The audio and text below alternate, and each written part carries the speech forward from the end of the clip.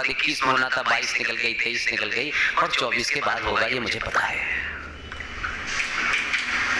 भारत का सेंसस जो किसी हिंदूवादी संगठन के हाथ में नहीं है भाई, सरकार का ऑर्गेनाइजेशन है। 2011 का सेंसस ये बताता है कि भारत के 29 राज्यों में से 9 राज्यों में आप नहीं हैं। भारत माता की जय करिए जोर जोर से और खुश हो जाइए, और फिर सुबह से ठाकुर बनिया ब्राह्मण दलित की लड़ाई लड़िए, किसी को अपनों को पीछे गिराइए, किसी की बेटी के साथ कुछ हो जाए तो उसके साथ मत खड़े होइए। आप यही करते करते समाप्त हो रहे हैं। आप तो लॉजिकल बात छोड़ दीजिए, फैक्चुअल बात बोलने से डरते हैं कि कोई हमसे नाराज ना हो जाए। ये हमको क्यों बीमारी है? हमने तो पिछले इस 13 साल के सफर में हमने कभी चिंता नहीं की कि हमने बहुत कुछ कमाया, बहुत दोस्त बनाए। कोई नाराज अगर मेरे सच बोलने से होता हो तो अभी अभी हो जाए, मुझे उसकी चिंता नहीं है। इस देश में हजारों सवाल उठे, और खासतौर से मैं हिंदूवादियों से कहता हूं जो सत्ता के बाहर हैं, सुपर हिंदू हैं, उनको क्या मजबूरी है कि वो सच नहीं बोल रहे हैं। सत्ता में रहना होता है, बहुत सारी चीजें ऐसी भी करनी पड़ती है क्योंकि पूरी व्यवस्था के अंदर 100 साल 700 साल के बाद कोई आएगा तो एक ही दिन में सारी बीमारी नहीं हिला देगा।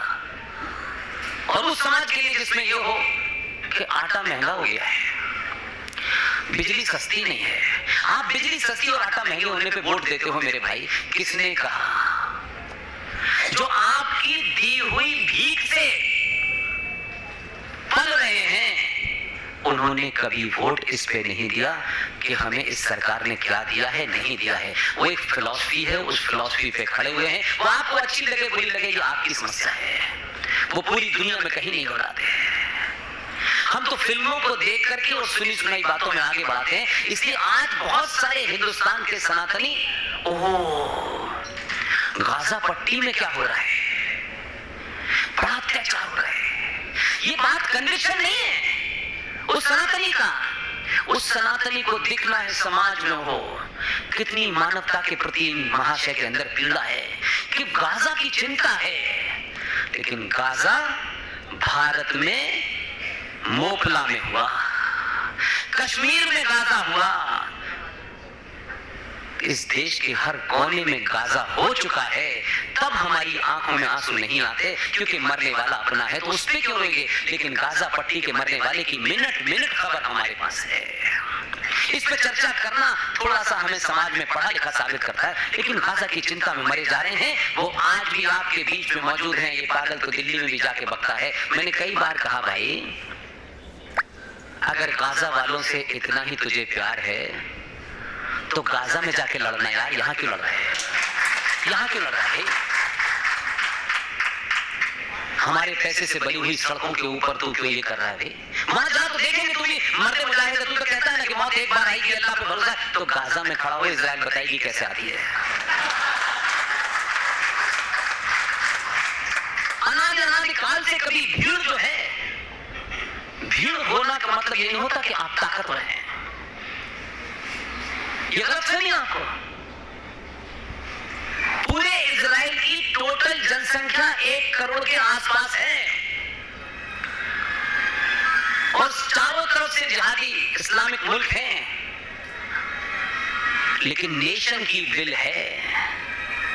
उनकी बेटियों को उठाया गया है, उनकी बेटियों को बंधक बनाया गया है, उनके साथ रेप हो रहा है।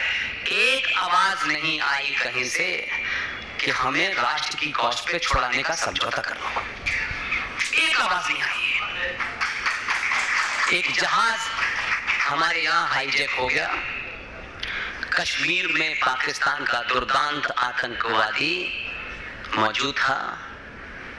4-5 लोगों के चक्कर में देश में माहौल, सड़कों पे नहीं, किसी कीमत पे छुड़ाओ, क्योंकि उसमें किसी का बेटा है, किसी का भाई है, किसी का पुत्र है। पूरा देश ने सरकार को मजबूर कर दिया और दुर्दांत 4 बड़े आतंकवादियों को छोड़ दिया। वो छूट गए, महत्व नहीं है। आने वाली नस्लों को पता चल गया कि भारत को कैसे झुकाया जा सकता है। ये 82 करोड़ लोगों की जो भीड़ चाल है, ये सिर्फ अपने स्वार्थ को सोचती है। और नेशन ने वो काम किया, वो काम करना पड़ा जिसकी वजह से आज आपको चलता फिरता चपत मार देता है।